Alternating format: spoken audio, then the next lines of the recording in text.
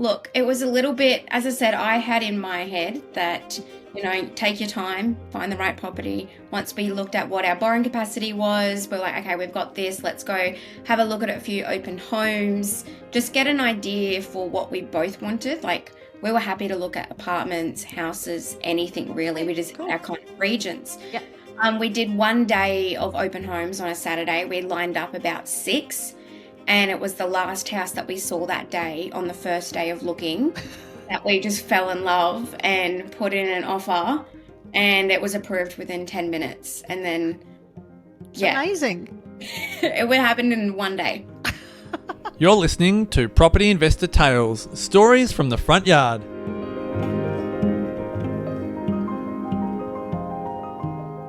Hello and welcome to Property Investor Tales, stories from the front yard, where I get to speak to property investors from around Australia about their investing journey. My name is Tabitha Bright and I'm the head of the coaching team here at Positive Real Estate, where we help people build wealth through property. With over 10,000 clients across Australia and New Zealand, there are some incredible stories to tell, which hopefully make your investing journey that little bit easier and will inspire you along the way. Today, I'm talking to two young ladies, Emily and Lily, both in their early 20s, about their first foray onto the property ladder, both with very different strategies. One is a rentvestor and the other one a new homeowner, and it's inspiring to see young people navigating getting into the market. So for the youngies out there keen to invest or purchase, and the parents of young adults wanting to see them into the property market, this one is for you. Enjoy the story of Emily and Lily. We have a bit of an exciting one for all the young people out there, and for parents that have adult children that are wondering, how do their kids get into the property market? Many people have concerns about, where the property market is today and what that means for our younger generations coming through. Well, today I have Lily and Emily with me, and both of these young ladies are already on the property ladder. Lily has literally just turned 20, and Emily is in her mid-20s. And for these young ladies to step into the property ladder is absolutely phenomenal. And so I wanted to talk to them today, get their feedback. There's a couple of things to cover, stuff like mindset, attitude, not waiting for perfect, all of that kind of stuff that I want to cover off. But then there's also the fundamentals and the practicalities of, how do you manage your mortgage? What sort of buffer do you have? What price point are you looking at? All of that kind of stuff. So one thing to quantify, Lily is what we would call a rentvestor. So rather than buying her own family home, for her own personal circumstances, she's chosen to invest, whereas Emily has chosen to purchase her home with her partner. And so we have both ends of the scale here. So without further ado, please welcome Emily and Lily. Welcome, ladies. Hello. Hi. And I must say, I did put them on the spot, and we were having an awesome conversation, and I said, great, you're the next victims of my podcast. So thank you for allowing me to twist your arms. Let's start with you, Lily. Tell me about your background, because you guys come from quite different backgrounds from an investing perspective, right? So tell me a little bit about what got you to this point, and how on earth did you get an investment property at 20? So my family is in real estate already, and they have been for my whole life. So I think a big factor that's played into me being in the property market by 20 is being surrounded by people who are talking about it, doing it, experiencing it since I was little. Getting picked up from school and hearing real estate calls in the car, all of those types of things, and just consuming information all around me. As well as having support from my family and my parents with getting the right investment property at the right time and choosing the right decision for me. So the reason I chose to rent vest instead of buy my first home and things like that, especially with all of these new, I guess, first home buyer advantages or grants and all that stuff coming through, was because I've always been taught that your first investment property is going to be the best and the easiest because you'll never be in less debt. And you'll never be owing any more than what you are now. So in my position, I wasn't really at a point where I could potentially buy a first home, move in and live there for 12 months. With my partner and his work, which travels around a bit, and my work as well. So it is a bit difficult to kind of pick and stick into a place, as well as wanting to have, the best kind of passive income I needed in regards to having an investment property. Another thing is with the first home buyers, you get grants and stuff like that to help you get your place, but it doesn't necessarily, I guess, change much in pricing to, I guess, what would you say?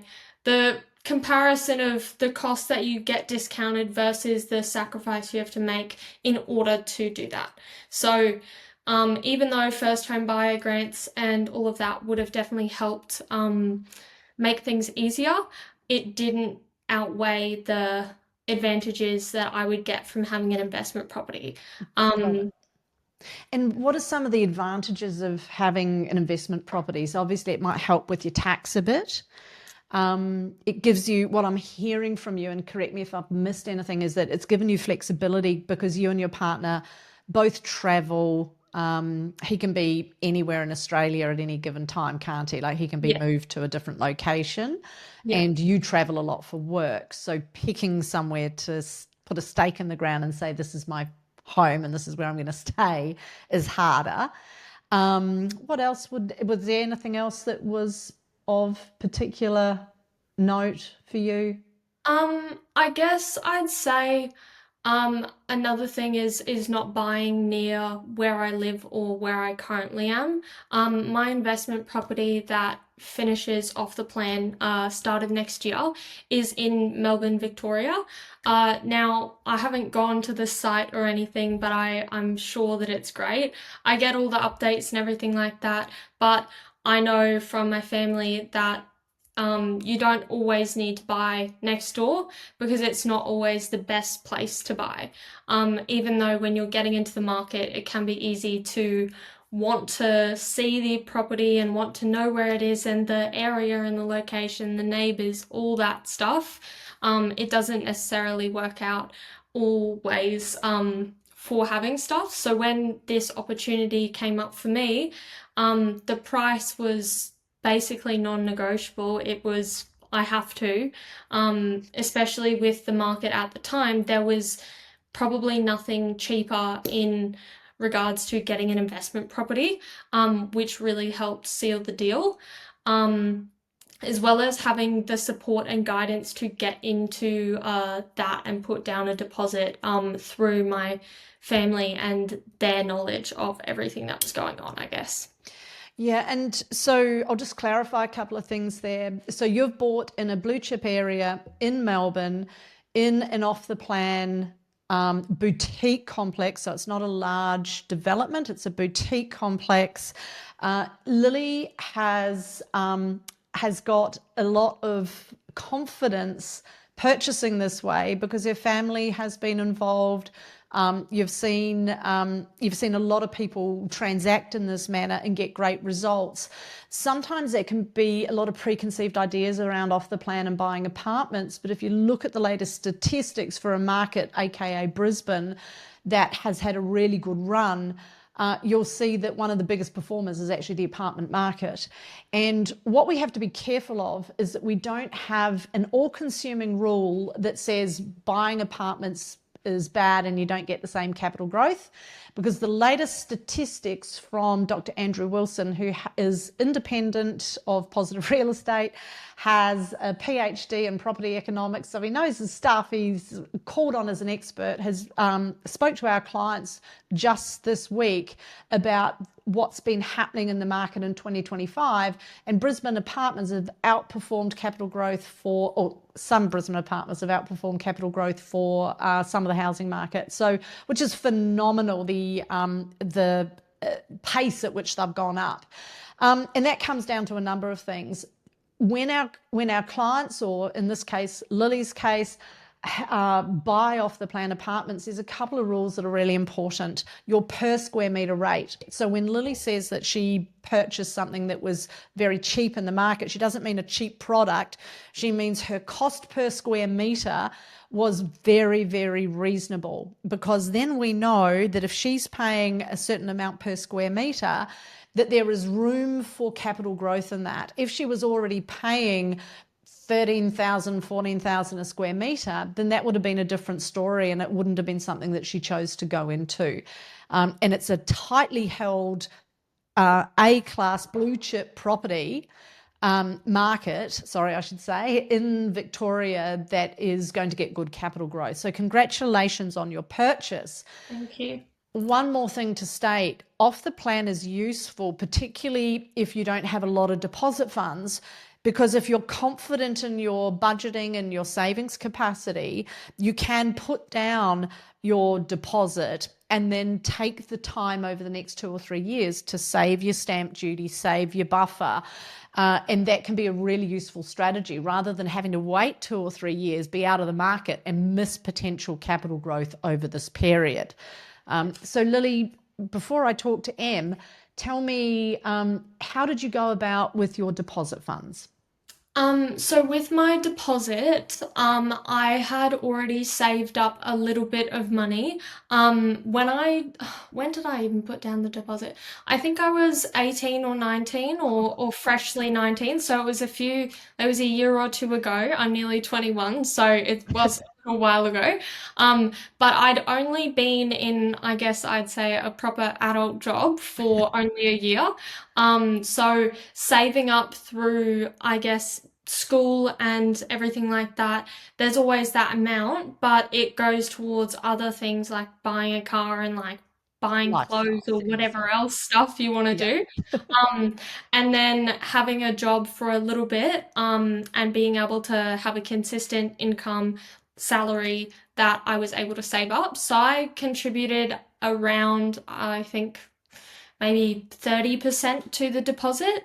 And then my parents helped out with the rest of that deposit, which is one of the reasons why I got into something so good, because as everybody probably knows, it moves quite quickly in the market. So going through the process of putting down your deposit and understanding what kind of apartment you've bought and the deals and blah, blah, blah, blah, blah, it can go pretty fast, and it doesn't always give you a lot of time to get enough money for a deposit if you weren't planning on getting an investment property so soon. I was fortunate enough to have people looking out for me to find such a good opportunity, but I wasn't necessarily looking to get into it at that point. But once I was taken through all the information on this place, I knew that even though, despite not wanting my parents' help because I wanted to do it myself, I was like, I'll take it, I'll go, and I'll pay you back, and we'll work it out once it's gotten capital growth and all this stuff. So yeah, another quick thing just on what you said earlier about buying an apartment off the plan. I think a key point about buying off the plan that's a bit taboo is people obviously have experienced through COVID, people not finishing deals and things like that, and all those different things in the media and the news.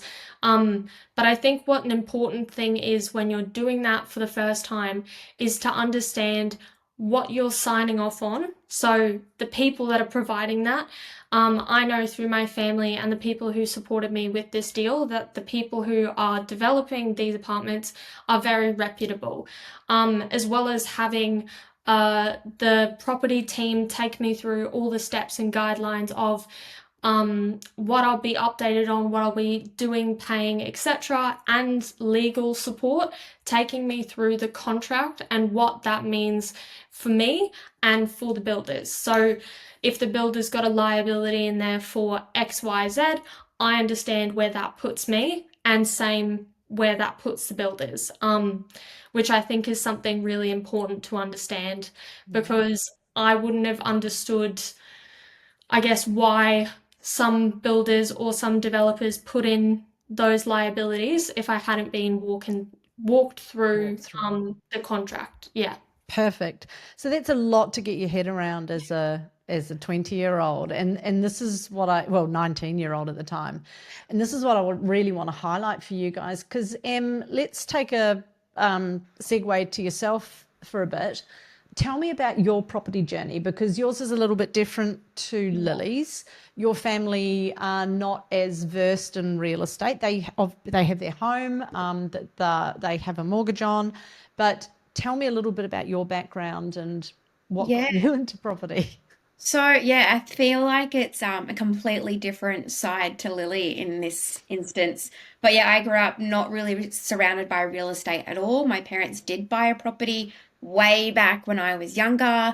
Circumstances had to sell it. We moved from Sydney to Queensland. They've never been able to buy again. And so, but it wasn't such a conversation that I was ever surrounded with. We weren't really around people that owned their own home or investment properties. No idea. It wasn't until I started working here at Positive Real Estate that I got the understanding and the education around everything. In saying that though, I've been here for almost 5 years now. And in those 5 years, I still put it off for as long as possible because I thought I wasn't ready to purchase a home. Because I feel like I had in my head, I've got to be at this certain money in my savings. I've got to have this in the bank account before even starting the conversation of purchasing a home with my partner. It wasn't until we spoke to Jason and then he was like, go speak to Pos Money. So we saw Sarah and Pos Money. She was like, you guys are ready. And I was like, oh, don't know about that one. And like she looked at everything that we had, our income. My partner and I both got steady income, steady jobs. Yeah. I also tried to I do eyelash extensions on the side, just some extra cash that was helping with my savings. And then, yeah, I thought this process would take, at least 6 months of, finding a home. You start the conversations with the broker, you start the conversations with a coach, and it was all done within like 2 weeks. And can I just highlight that, because that's a really important point. Like, both of you ladies were thinking about property, you had it on your list of stuff to do, but neither of you were particularly ready right at that point. You didn't go, tick, yes, I'm now on the hunt. Yeah. And this is a really important part, because often we don't know how ready we are.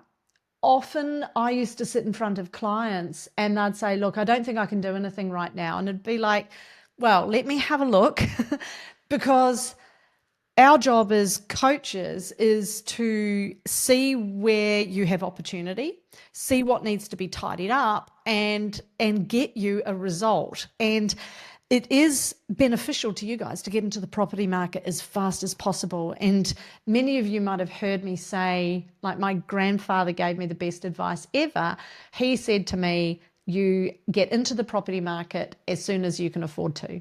And you don't wait to time a market. You don't wait for a market to go up. You don't wait for global financial markets to crash because somebody said something in the media. Like you worry about what you can control and you take action as quickly as you can, safely. And both of these ladies have taken action, which is commendable, because they didn't always have all the answers. So Em, for you, there was a certain amount of faith in the process that you took on. So tell me a little bit about that, because you were like, oh shit, what comes next? Don't know, gonna just take the next step.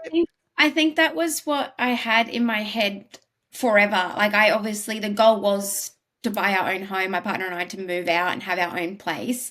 That was always on the back of my head every time. Every time I went to an exit plan event with Positive Real Estate, we did the property summit. I had it in my head. I knew that that was the goal. But if you told me this year at the beginning of the year that we would be in a house in August, I would have been laughing at you because I was like, oh, no, I'm not there yet.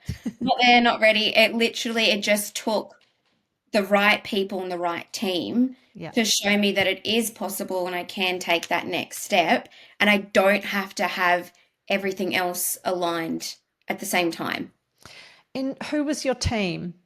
We had Jason Witten and we had Sarah Shome from Positive Money. Right. So specifically for people that may not be clients, your team were an expert of some description for property that understood the property process and could guide you through, why you'd buy, what you'd buy, give you Yeah, where to buy, confidence. what we Yep. need to, yeah, what's perfect for us. Yep. And then you had a finance expert. So you had somebody that specialized in finance. And Yeah. here at Positive, we do like to use finance brokers. There can be a time and a place to go direct to a lender, but understand like brokers will have access to 120, depending on who they're, who they're with, but up to 120 different lenders. And so when you go direct to the bank, you're only getting one lender, one servicing, one outlook on your situation. Every lender services you differently based on the rules that they have for how they're engaging with clients at any given time.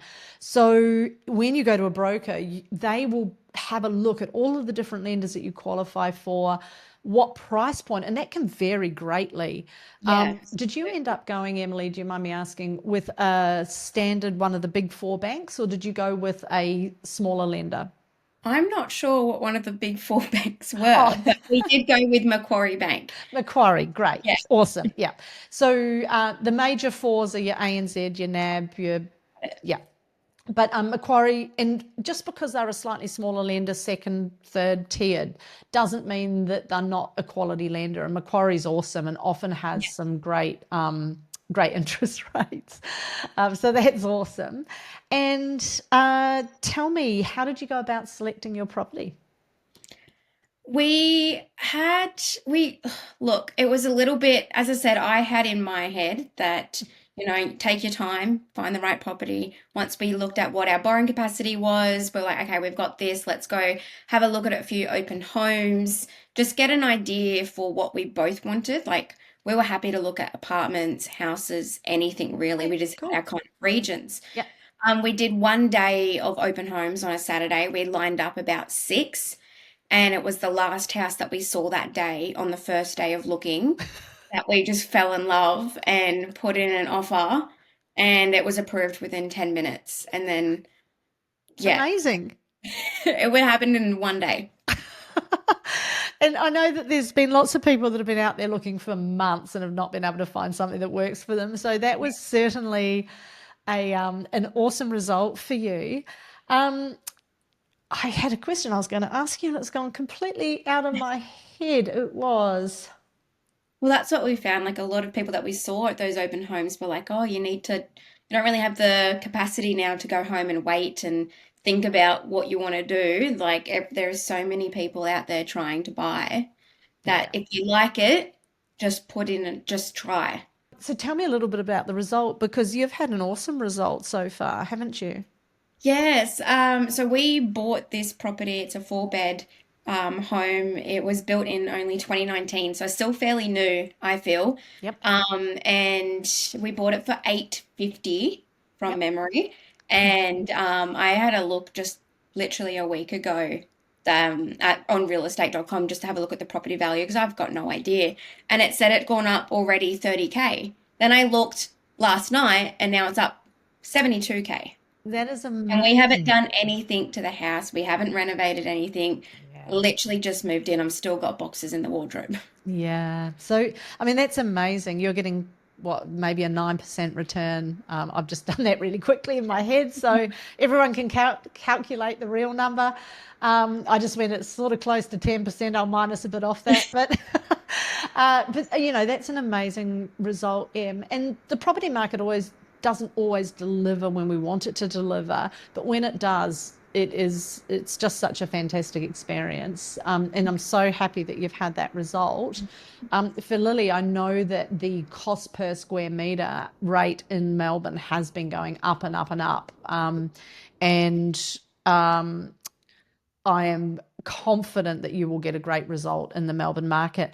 The Melbourne market's at a slightly different time to the Brisbane, Gold Coast, Queensland market. And when we're at the bottom of a market that is just beginning to get its growth, sometimes there's a little bit of like up, down, bit of shuffling. But what we are seeing is rents increasing again, which is one of the key starting points of a market beginning to go up, because usually when rents increase, there's a bit of an undersupply. We know there's not enough property being built Australia-wide, but definitely in Melbourne and Queensland. So you have that demand that gets stoked, which then drives that property growth. And people are moving out of expecting, certainly in Melbourne, the 4-bedroom family home and the big block of land into townhouses and apartments because it's close to everything. And when you're looking Bayside like you are, Lily, in a blue chip area, in a boutique investment, that has the big tick all the way. So I'll be interested to maybe interview you again. Maybe let's see where you ladies are at in 12 months' time. It'll be fascinating to see. We can do like as the years go by, we'll check in and see how you budding property moguls are going. Certainly if Jason has his way. Can I just change tack a little bit? I want to talk. What drove me interviewing you for this podcast was actually a conversation we were having around mindset. And I want to touch on a couple of things, and then feel free to add anything that you think is relevant. I want to touch on, it doesn't have to be perfect, because none of you guys were quite ready. You didn't always know what the next step was. There was a little bit of having to have faith in the process, work through it. And the other thing was mindset around getting it done, choosing to take action, and a growth mindset rather than a fear-based mindset. And that takes courage. So I wanted to recognize that for both of you. Well done. And so tell me a little bit about your mindsets. I'm happy if you bounce off each other. I'm happy if one of you chooses to go first. You guys can, who wants to? I can talk about my mindset a little That would bit. be great. So obviously I had the luxury of some already pre-existing real estate mindset in my head. Yeah. If I liked it or not, it was around me and you absorb what you spend time with. So I was already there. But mindset really, I always kind of knew that I was going to get into the market. I was a bit standoffish towards going in because I really wanted to do it myself. Yeah. Even though I have that support around me, I really wanted to prove that I understand it and that I can do it and find all those things. But it's just not, I guess, realistic, especially for your first investment property. And I think I didn't want to not understand what I was doing. But I still kind of am a bit confused, but I'm not scared that I'm confused, if that makes sense. Yeah. Having a lot of trust in the people that are taking me through everything Yeah. is really important. And I think mindset wise, it's kind of more like wiring and how I've been brought up, which has taken me through a lot of different things, especially with perspectives on money and all of that and investing. obviously Emily and I have had different upbringings surrounding money and real estate and all of that, as well as me and my partner. He's got a similar background to Emily's family, so going into this stuff while being surrounded by people who have a different perspective is difficult. It's difficult to understand and it's difficult to empathize. I know that Emily, when she was getting her first home, there was a lot of like, emotions and stuff coming up, and like we were talking, and I was like, "Don't worry, like you'll be fine. Just have faith. Like don't think about it too much. All that." Because it's kind of an intimidating thing for most people, especially even I feel hesitant sharing to, I guess, my peers that I got my parents to help me, even though I know it's very normal and it's even getting more normal in the market for young people to get in. Second Because, biggest lender, Lily, yeah, is the bank of it's mum and dad. it's not really realistic in this day and age to not have some help in any way, shape, or form. Like houses aren't like sub 1,000, like 100K anymore. They don't cost that, even like apartments. So I think a little bit of that is a bit difficult being in kind of that scenario, and understanding the cost of that stuff. I yeah, I wouldn't have been able to put down any of like the whole deposit myself.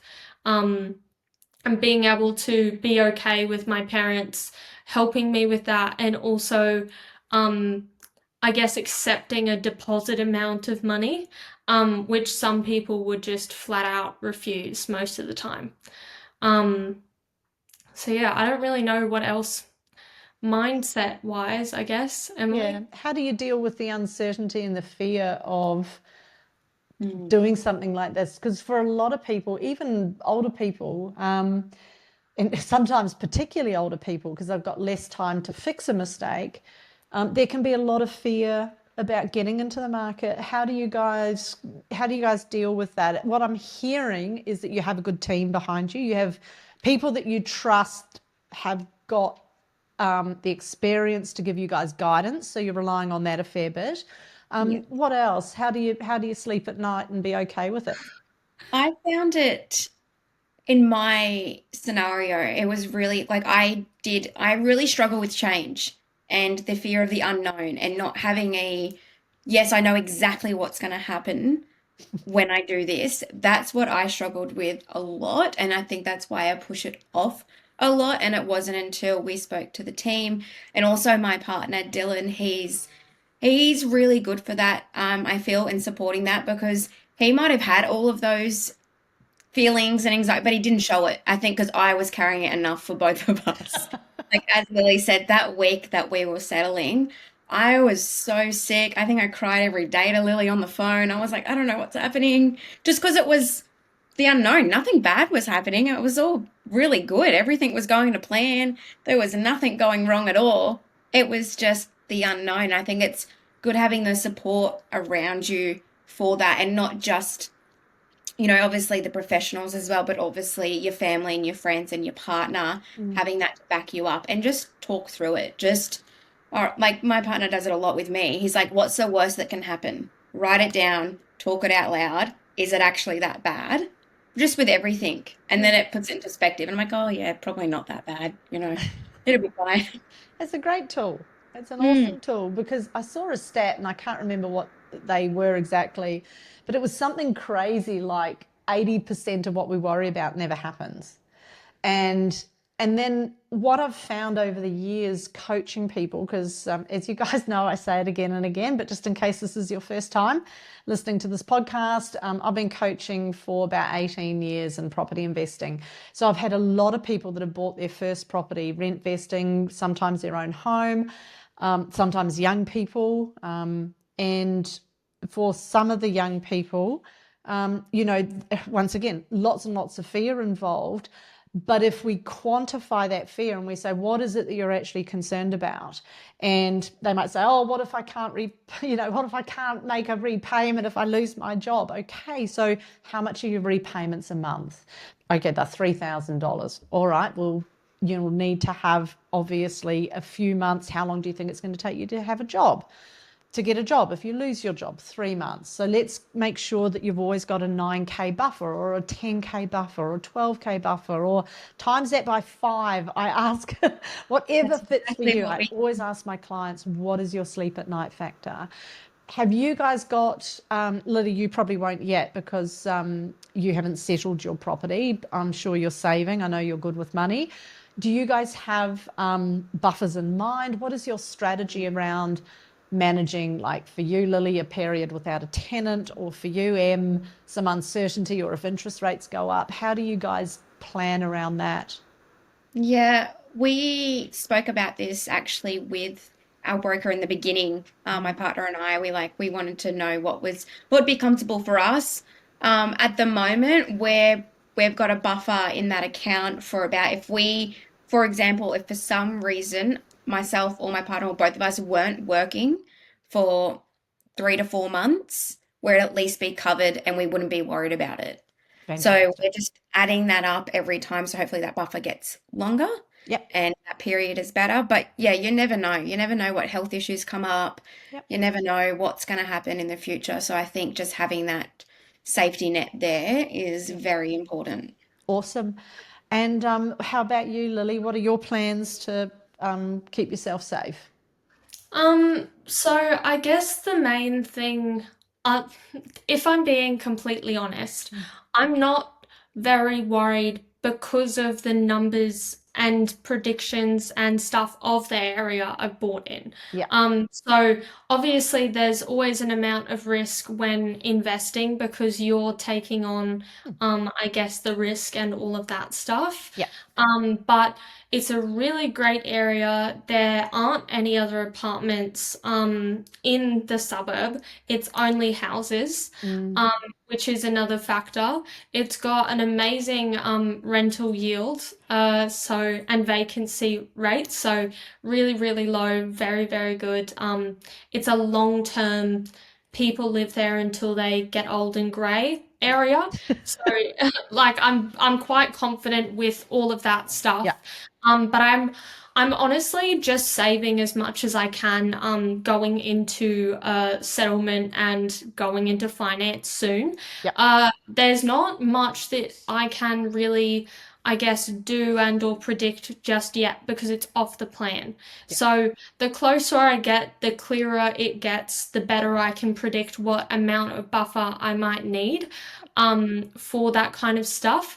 But in my financial situation at the moment, my main goal is to save up for when it settles and I have all this other stuff to pay.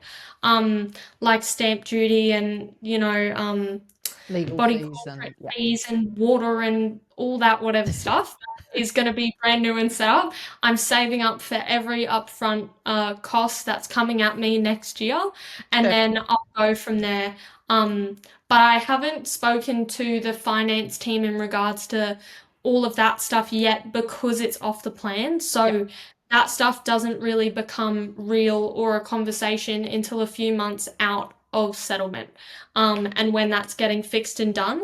So it is on my list for the start of the new year to have a chat with a mortgage broker, look into all that stuff and revisit all the costs that we signed on to. Yeah. But at the moment, there's not really anything I'm planning for other than just anything at this You're point in saving as time. much as you can. Yeah. Yeah, yeah, which is awesome. And this is when we work with our clients. One of the things that I would always do is make sure that they just have a rough projection. So you'd get the broker to roughly project what your repayments are. If it took you 4 weeks to find a tenant when it first settles, because there's multiple apartments settling, even though it's boutique at the same time, so you can have that little bit of stretch. Then what do you need to be able to confidently cover so you're not too stressed out when the mortgage payment comes out and your tenant is yet to make a payment, or they haven't paid you yet, and the mortgage comes out before the rent comes in. So sing out if you want any support doing that. But I know the team that you have behind you, Lily, will be all over that and making sure that you're covered. Em, how did you, so you did tell me how you dealt with the uncertainty. Is there anything else that you wanted to share about your journey? You chose your own home rather than investing. Can you share that as well? That we did have a conversation about that for a while, but my partner and I were living with his parents in a little granny flat that we're so grateful we got to do that for a few years to save up. Yeah. And then I think we just wanted, I think we just needed our own space. And so we valued getting our own home first. Yep. And at that time, there were quite, because we're on the Gold Coast here, there were quite a few first home buyer grants available. And, I heard about it for a while. Oh, yep, there's this available first home buyer, blah, blah. And then when we actually got into it and we had a look at the numbers, we actually didn't end up using any of the first home buyer grants apart from maybe I think we got a stamp duty concession discount because at the time, I think the first home buyer grant or one of them had to be brand new property or freshly like newly renovated under 700K or something here. 7 or 750. And we had a look. I think it just wasn't worth because we wanted to settle in a little bit. Like I didn't want to move somewhere and then only be here for 12 months and then move again. I was kind of happy to settle down for a little bit. We had a look, and in the areas that we were willing to live in as well, close to work, close to family, it just wasn't going to work. So we just went, let's not use that if we don't have to, and we didn't have to, which we were lucky enough not to, that we were able to find something still and just not get the grants. Right, because your purchase price was above what the maximum it was above what the thing was, and there wasn't actually a lot on the Gold Coast that you would have got for under that 700. Yeah, That it was already. brand new. And we looked at building as well. Yep. I think it was just a time frame of did we want to wait 6 to 12 months to move out Got it. again? And it was just like we could have if we wanted to, and lots of people do. I think it was just a personal decision. Oh, well, congratulations, ladies. I mean, that's awesome. And so I'll wrap up by saying that both strategies are equally legitimate when you're looking to build a portfolio. And often it's just driven by what is most important to you. So when we coach clients, we have to understand what is their goal. We can't see it through our map of the world, what we believe is right, because investing has lots of grey areas and there's so many different ways you can make money with property. For Lily, it made sense. It gave her absolute flexibility while still getting her into the market. For Emily, it was important that she was able to put down some roots, as she discussed. So both of the properties will over time go up in value. Emily can pull out equity to then, should she choose to continue with property and invest some more property, Lily is able to use that equity as well in her purchase to buy another one. Sometimes we have clients that I've got a client at the moment, Chris, that's just sold an investment property that's done very well so that he can upgrade his family home as part of his strategy. So, there's so many different ways that you can use property to get you your outcome. And so sometimes people don't know what's at their fingertips and what choices they have and what their actual numbers are. So my advice to everyone that's looking to get started is don't assume you're not ready. Don't assume you can't do it. Talk to somebody that you trust, or get around a group like ourselves, like Positive Real Estate, that can give you some guidance on your next steps and what's possible, so that you do know what it is, because then when you've got a tangible target, you can start planning for that. If it's just a vague concept out in the ether somewhere, it's very, very hard for that to materialize. And these ladies have done really well, not letting uncertainty and fear get in the way, taking those next steps and having some guidance. the question I always ask at the end of my podcast is, if you could go back in time to your younger self and give them some advice, what would that be? I can't really ask you guys that because you couldn't have been much younger and got into property. And I know that there are plenty of people out there that are going to be clapping their hands and going, absolutely phenomenal that you ladies have started your journey so young. What are some of your dreams around what property might create? Are you happy? I'm putting you on the spot. Is there anything that is important to you that you're happy to share that property might help deliver? Yeah, I think for me, like now that we've got our first foot in the door, I guess, eventually building up that property portfolio and learning more about investing and what that Awesome. looks like for us, setting it up for like the future for us and eventually when I have kids and we've got a family and setting it up for them, giving them something that maybe I didn't have and the knowledge around that for me probably, yeah. Oh, that's awesome, Em. How about you, Lil? Um, I guess it's probably financial freedom or choice into the future. Yeah. Obviously, with my surroundings, there's a lot of education around all this stuff, and in Australia, property investing is the best way to do as much as you can. I'm fortunate to be employed by some great people, and I love working for them. Um, but in at the end of the day, like I probably do want to retire early and I do want to have the luxury of choice. Even if, that cute top is from Kmart instead of like Gucci, I'd like to have the option to get it from Gucci. Like, you know what I mean?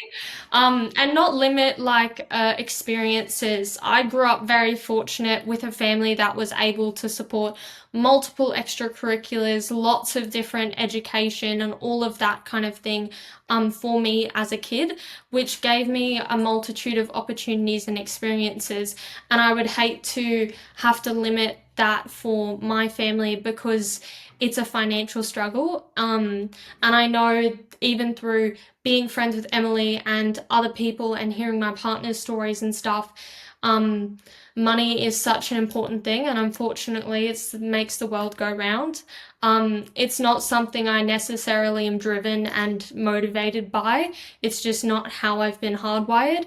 But I know in my mind that it's something you need, and you need to have that value there to be able to make a successful life, have opportunities and experience things and support those people around you. So yeah, I just want to be able to have a future where I'm not burdened by that stuff and I'm not burdening other people with those things. But yeah, so hopefully in the future I can do what Emily's done and get my first home. Um, Very jealous. I'd love to have my first home, but it's just not the right time now. But even though I don't have my first investment property finished yet, I'm already planning on the next and then the next and then the first home and all of that kind of thing. So yeah. Oh, that's awesome, Lily. Congratulations. And I'd just like to say, yeah, you're right. Money is a tool. And you don't have to be motivated by money, but understand that money gives you choice, and it gives us not only the choices to, get the Gucci tops and stuff, which there's nothing wrong with rewarding yourself. We all like a reward. But it enables you to contribute. It enables you to do so much good stuff, to look after yourself when you are sick, to have financial options when families need it or when friends need it, whatever your values are. And I heard a saying, and I think it might have even been Jason that said it to me. Said money just makes you more. No, it was Scott Harris. Money just makes you makes you more of what you are. So sometimes people have stories around money where it's like money makes you greedy, makes you, you don't want to be one of those rich expletives. Understand folks, money just makes you more of what you are. So if you're somebody that likes to contribute, if you're somebody that likes to legitimately look after yourself, reward yourself, have fun, contribute, share knowledge and all of that stuff. Money just means that you can do that better and have more impact on your surroundings. So, I'm wishing you ladies lots of success. I'm sure you will have a stellar career in property outside of your other careers, and all the best for the future. And I think we will do a follow-up podcast in probably maybe 12 months, 18 months, and let's see where you ladies are at and what's happened. Sound good? Thanks, Tab. Awesome. Thanks, Tab. Thanks for sharing. Bye for now. Hey, thanks for listening to Property Investor Tales. Remember to subscribe so you get notified every time a new episode drops.